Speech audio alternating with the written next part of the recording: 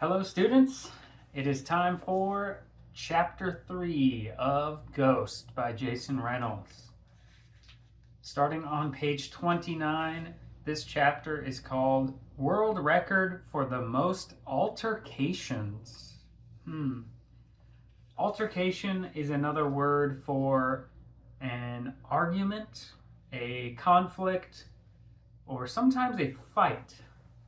So, I'm worried something bad might happen in this chapter. Let's see. What do they call criminal records? Not criminal records. They call them something else. Rap sheets? Yeah, that's it. Rap sheets. Which is such a dumb name because it makes me think of rap music. Like maybe a rap sheet is what rappers write their rhymes down on. But yeah, rap sheets. I got one of those.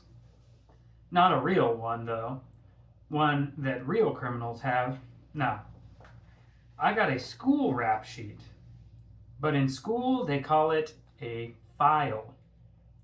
I got a file.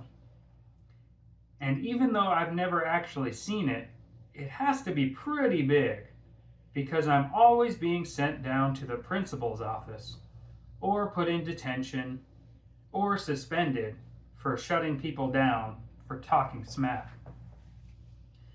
Oh, Castle, why your clothes so big? Why your pants so small? Why your name Castle? Why you always smell like you walked 1,000 miles to get here? Why it looked like somebody tried to cut your hair with a butter knife? And my response would be, well, let's just use the schooly terms, not exemplary behavior. But I'd made a decision that there would be no more entries added to the file.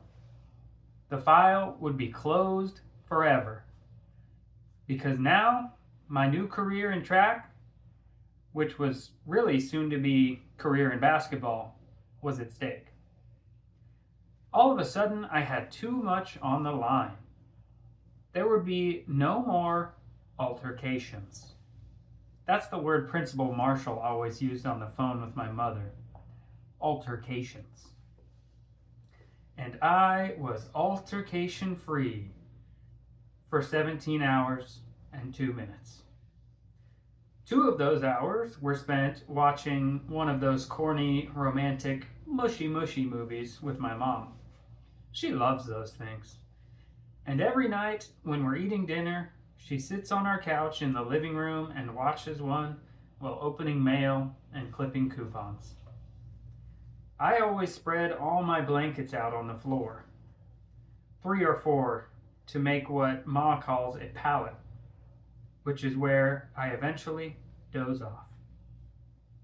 She takes the couch. We haven't slept in our room since Dad. It's too weird for her to try to sleep in the room they slept in. And I got this thing about being as close to the door as possible, just in case we have to get up and run again. Plus, now that I've gotten older, I just want to make sure I'm near her in case I gotta protect her. So yeah, that was 2 hours, 9:00 p.m. Then I was asleep for 10 hours. I'm grumpy when I don't get at least 8. Some people would say I'm grumpy even when I do, but they don't know nothing. 7 a.m.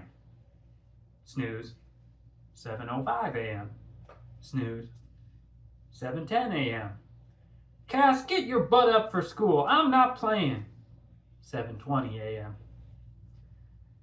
Lay there looking around the living room, up at the light in the ceiling. The glass thing that covers the bulb has dead bugs in it. Under the couch, there are toys that I don't ever remember playing with. Look at the pictures on the wall. Me at 9, me at 8, and at 7 when Ma was experimenting with giving me a mohawk. But no pictures of the family. Then, finally, it was time to get up. 8 a.m. 10 minutes spent in the shower, 10 minutes getting dressed, and 10 minutes eating breakfast. Toast with peanut butter and honey, 8:30 a.m. 17 minutes walking to school, 8:47 a.m. Homeroom dismissed, 9:10 a.m. 45 minutes in English class where we were reading Lord of the Flies, which, by the way, is a crazy book, 10 a.m. Then 45 minutes in math class, which was basically 45 minutes of Maureen Thorne raising her hand every single time Mr. Granger asked a question so that she could go up to the board and write the answer. Such a show-off. She's like the geeky girl version of Lou. So yeah, that happened. 10:50 a.m. And then there was social studies class, which I usually call nap time because we never study nothing social. Like, I don't know, social media? Or social events, like parties? All social studies is a stupid way to say history. It's like the rap sheet of history, or something like that. Anyway, I would usually snooze through it, but it was a new day, and I was turning over a new leaf. So, I stayed awake. I didn't really focus too much on nothing being said, but my eyes were wide open. 11:40 a.m. And then, lunch. You know who ate lunch the same time I did? Brandon Simmons. Jack from Lord of the Flies. A power-hungry dummy and the single most annoying dude in the 7th grade. He owned that record. A record that's really hard to own because there are a lot of annoying dummies in the 7th grade. Trust me, I know. But none like him.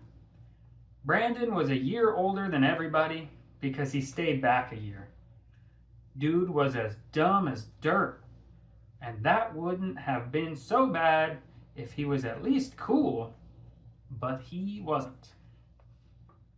Plus, he was taller than most of us. So he treated everybody like chumps. Especially me. Just made it to the cafeteria. 11:44 a.m. Got in line. Brandon came in after me, bumped into me, and then, seeing that I ignored him, decided to step in front of me. Shaq, he said. Shaq was what he called me as his lame way of making fun of the fact that my name is Castle. You don't mind me butting in front of you, right? I mean, it's not like you haven't had cafeteria food before. You probably had some last night, right? He shrugged and hit me with another one. Right? The only reason Brandon even knew about my mother is back when we were in the 4th grade. Yes, I've known him that long. My mother thought it would be a good idea to come speak at Career Day. And Brandon has used it as fuel ever since. He grinned, then looked around to make sure other people had heard him, which was always the most important part of his jerkness. Then a few more. Right? Right? I sat at the table. The same table I sat at every day with my 2 friends, Dre Anderson and Red Griffin. I met Dre this year, and we hit it off because he's a ball player too. Plays for the Boys and Girls Club. And he told me I should have played, but I missed tryouts. On purpose. Thing is, Boys and Girls Clubs don't ever really cut nobody. Everybody can just sign up and play. But who wants to be on a team with a bunch of pity players? I didn't want to bust Dre's bubble because that ain't cool. But for me, I'm too good to play on a team like that.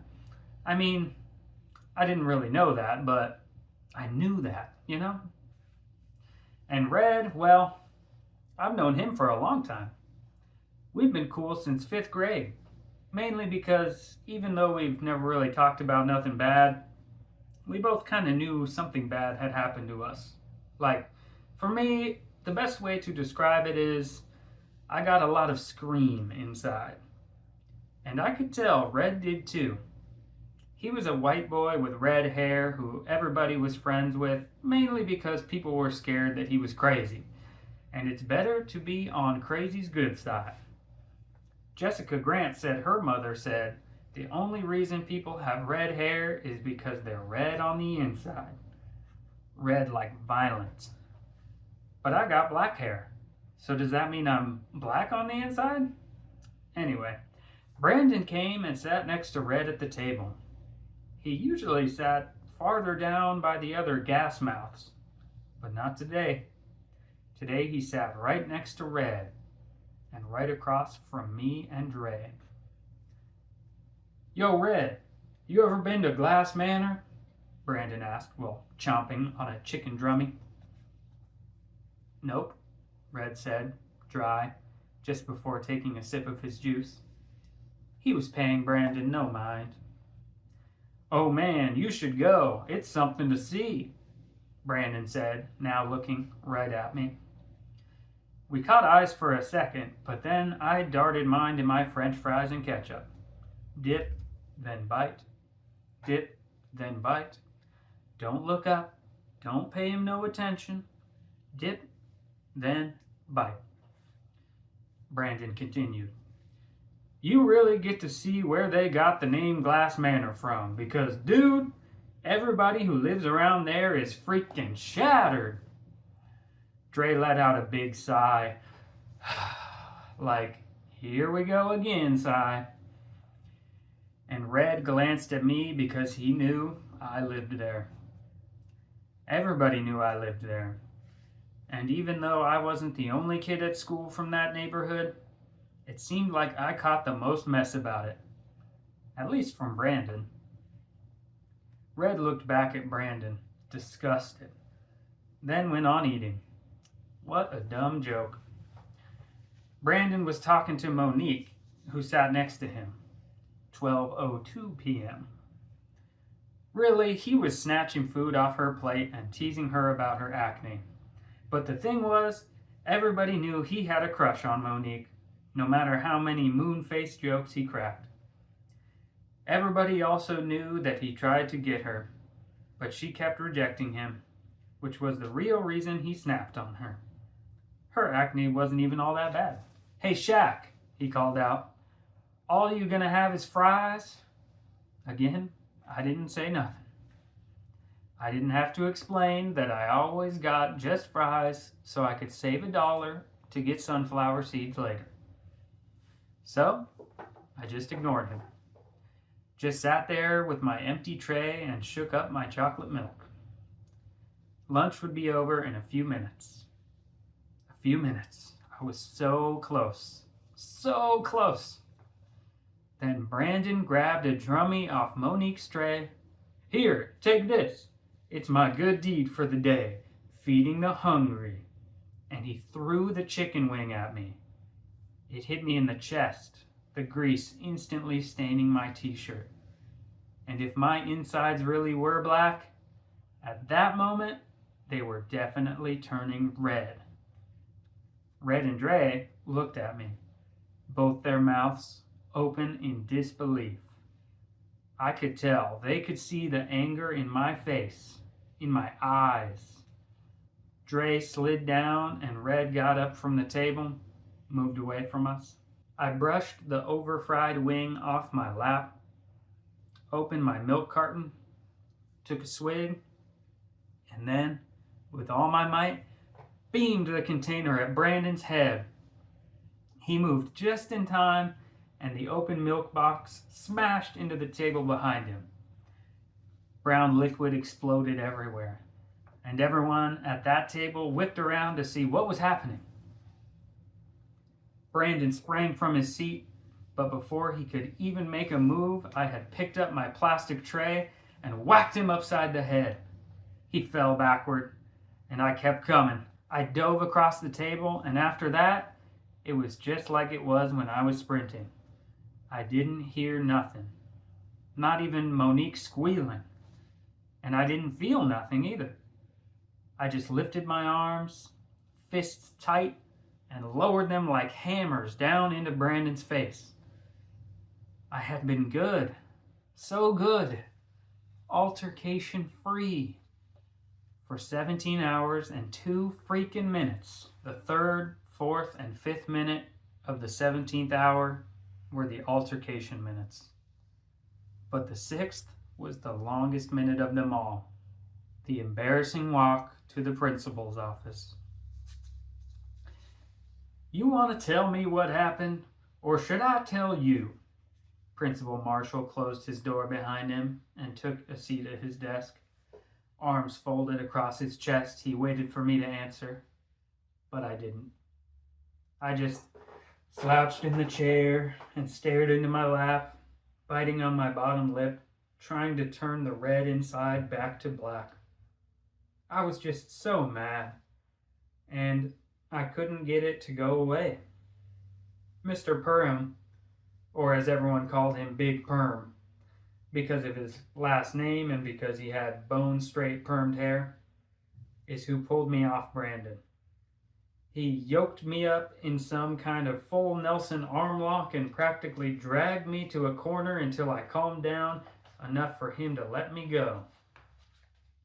Of course, all the other students were screaming and cheering and all that, like I was putting on some kind of show. Another one. But it wasn't ever a show for me. It was serious. It was always serious. Next, Perham helped Brandon.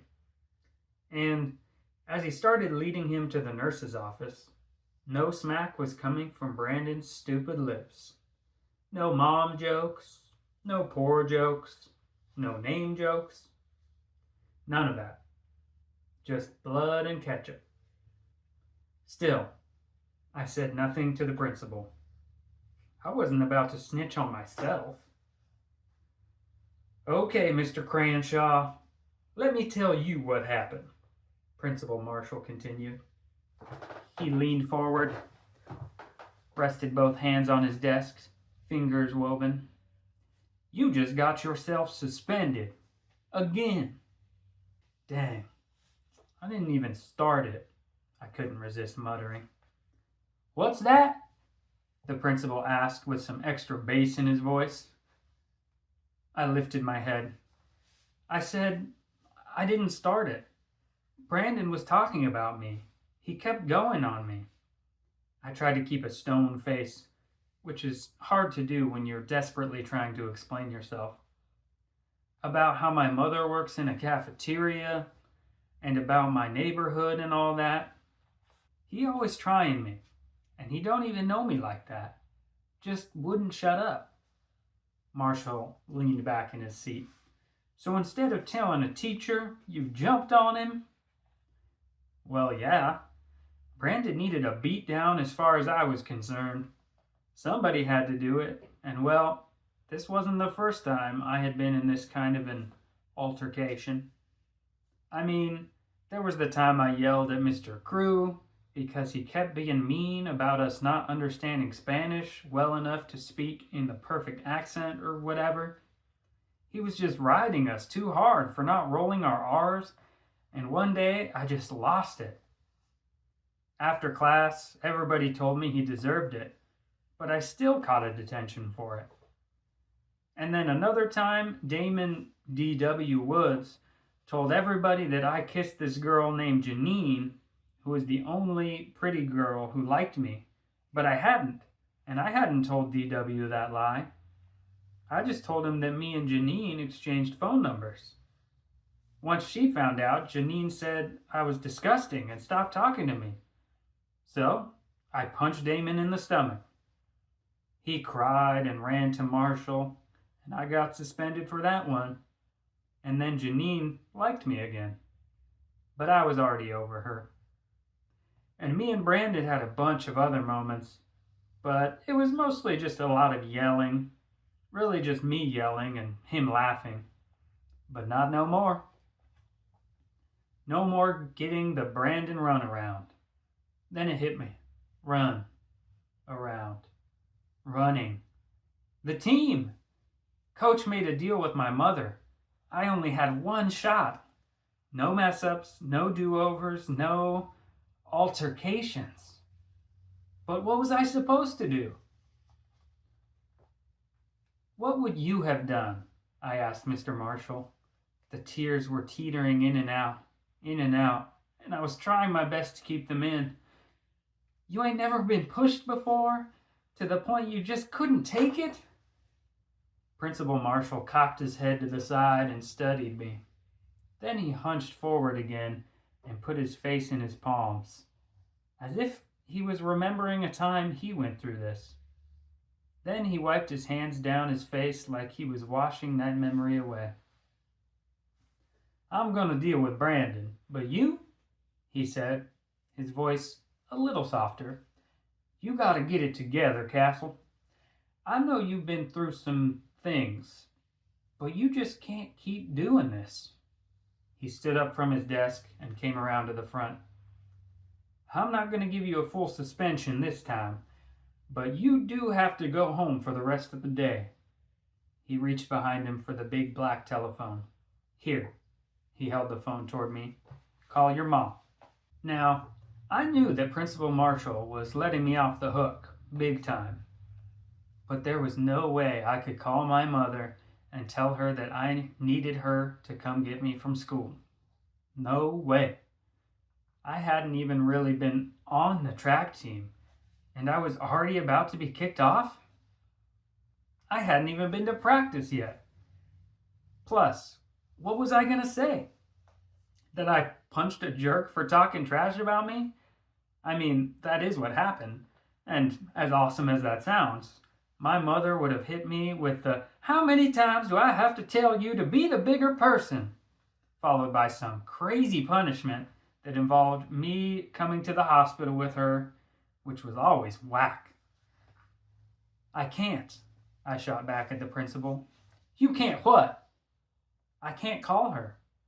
He looked confused. And why not? I don't know, I said, trying to think of a good reason, a good lie. But nothing came. I just can't. Then it hit me. But I can call my uncle. Your uncle, he said matter-of-factly, like he knew that was impossible. The other thing I should tell you about files is that sometimes they have way too much information about you in them. Stuff that don't be nobody's business. And where is this uncle? He's working, but he can come get me. Why haven't I heard of this uncle before? He asked suspiciously. He's been gone, I explained, trying to keep a straight face. Looked him dead in the eye. But he's back now. Yikes, not really that smooth of an answer. Mr. Marshall just sat there squinting at me, one eye slightly more closed than the other, tapping his leg. Then he humphed and handed me the phone. Call him, he sighed. I unzipped my backpack and dug around for the card that said, The Defenders Coach, in black block letters. I dialed and waited while it rang. Come on, pick up, I thought. Please pick up. Yes? It was Coach's voice on the other end of the phone, but he didn't say hello or nothing, so it caught me off guard. Hello? I said. Who's this? It's me, Castle. I spoke low into the phone. Ghost. Ghost? Boy, what are you doing calling me at? He paused, I guess to check the time. At 12:22. Ain't you at school? Yeah, but I need you to come get me, I said, looking up at Principal Marshall, who was staring a hole in my head. I was trying not to say uncle, which was what he was waiting for. I got in trouble. What? Coach said, and before I could say anything else, he told me to hold on. 975, ma'am. Uh-huh. Thank you so much. Have a good day. Then the sound of a door slamming. Now, what you talking about, Ghost? I got in trouble and they're suspending me for the day, so I need you to come get me. Why are you calling me? Why don't you call your... And before he could even finish his sentence, he answered his own question. Oh, I see. Kid, you're already killing me. I glanced up at Principal Marshall again. He was getting antsy, and I knew I only had a few seconds before he snatched the phone. Turns out, I had even less than a few seconds.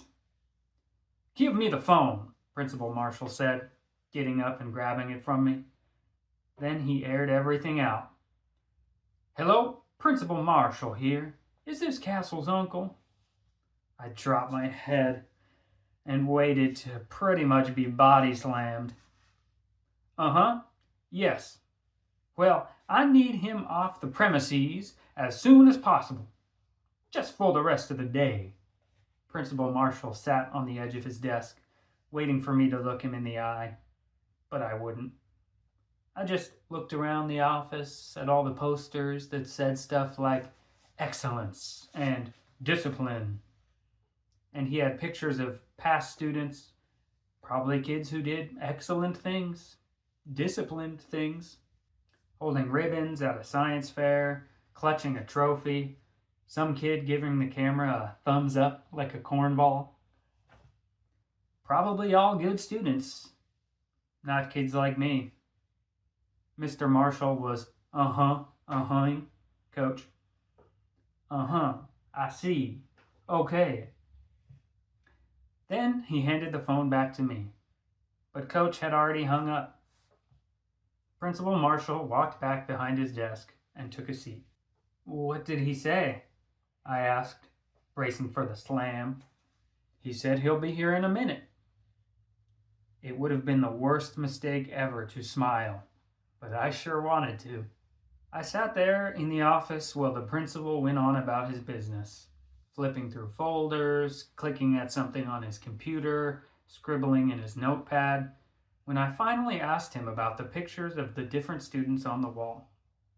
Who those kids? I asked, biting a fingernail. I must have snagged it in the scuffle.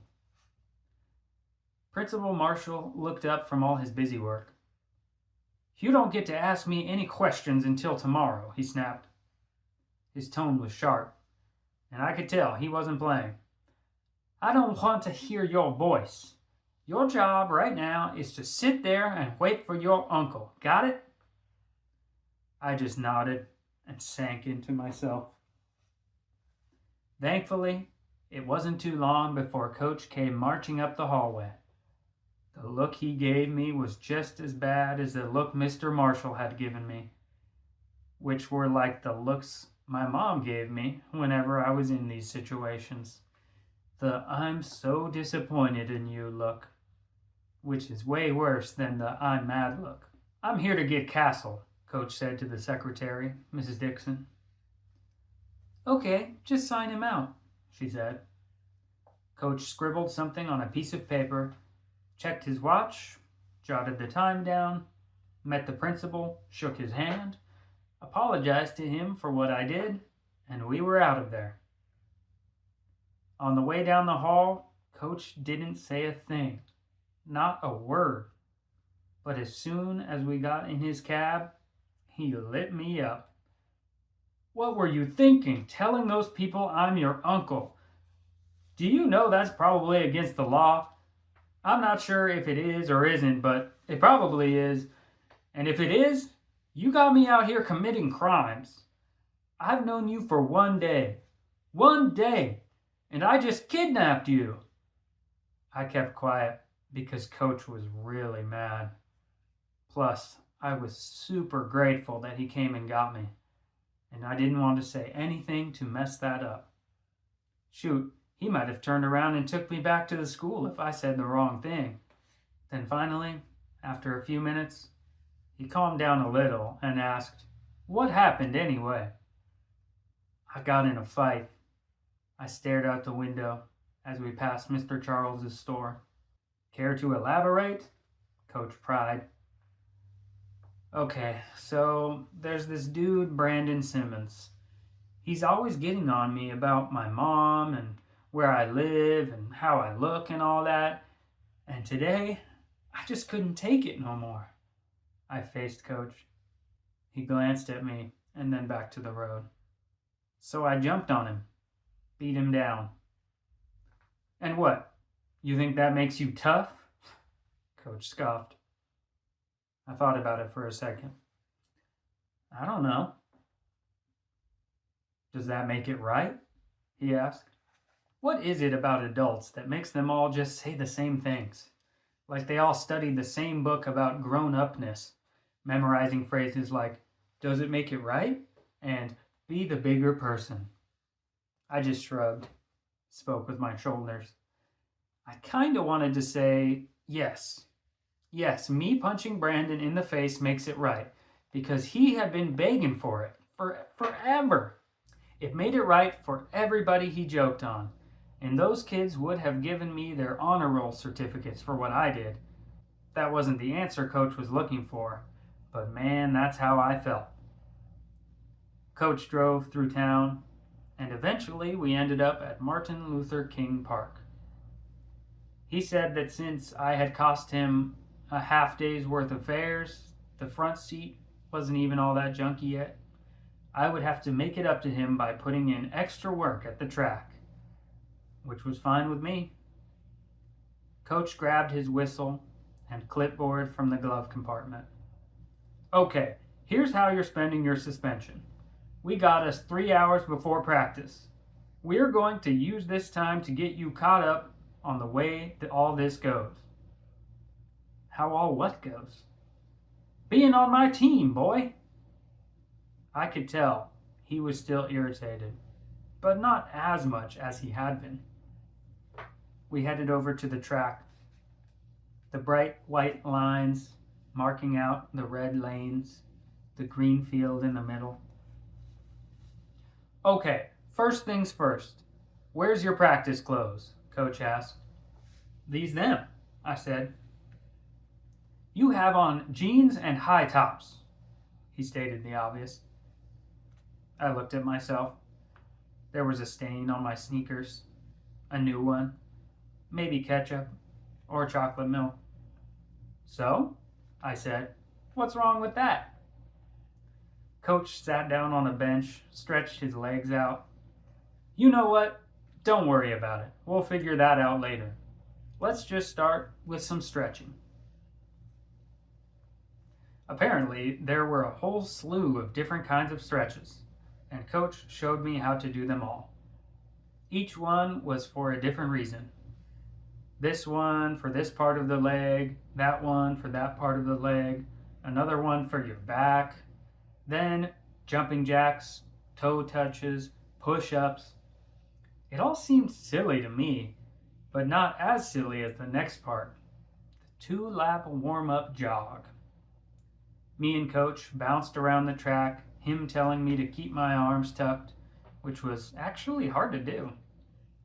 He said form is everything when it comes to running, and that it has more to do with form than how fast your legs move.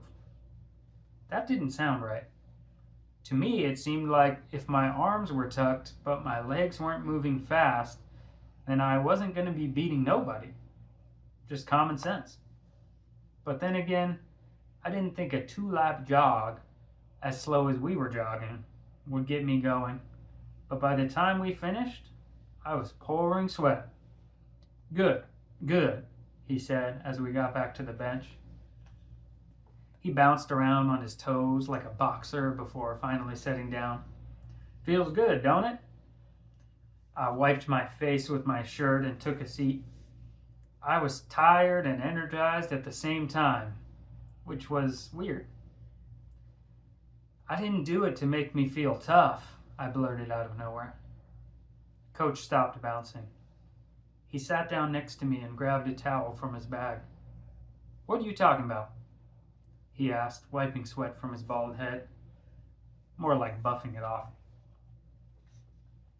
What you asked me in the car. If beating up Brandon makes me feel tough, I reminded him. I said I didn't know, but I do. We locked eyes. The answer is no. It don't make me tough. Coach moved the towel from his head to his neck. So what does it make you then? I don't know, but not tough. I thought for a second. Because for something to make you feel tough, you gotta be a little bit scared of it at first. Then you gotta beat it. But I wasn't scared of Brandon at all. He's just a big guy with a big mouth. That ain't really all that scary to me. I had been thinking about this when we were running around the track, warming up. In between Coach's tips about form and all that stuff, my brain was kicking that question around. Let me guess, Coach said, now flinging the towel over his shoulder. You're one of those kids who ain't scared of nothing or nobody. Nah, I chuckled, just for a second, because I knew the kinds of kids Coach was talking about. The kids who say they ain't scared, but really be scared of everything. Kids like Brandon. He talked all that trash and teased people because he was shook, a cupcake. But that wasn't me. I ain't saying that. I've definitely been scared of somebody before. Real scared, I added, thinking about how loud a gun sounds when it's fired in a small room. That's how come I know how to run so fast. But now, the only person I'm scared of, other than my mother, I do things I know ain't cool, but even though I know they ain't cool, like beating on Brandon, all of a sudden I'm doing it anyway, you know? So I guess the only other person I'm really scared of, maybe, is me. A grunt seeped from Coach. He rubbed his right knee. I hear you, kid, he said, wincing, stretching out his right leg, bending it, then straightening it. Then he did the same to the left. Trouble is, you can't run away from yourself. Coach snatched the towel from his shoulder, folded it into a perfect square, and set it in the space between us. Unfortunately, he said, ain't nobody that fast. All right. That is the end of chapter 3. Like I was afraid of, something bad happened for Ghost. Lucky for him, Coach seemed to help him out and let him off the hook. What do you think? Was this the right thing for Coach to do? Or should Coach have called Ghost's mother instead? Well, we will see what happens next in chapter 4. Thank you for reading. Bye.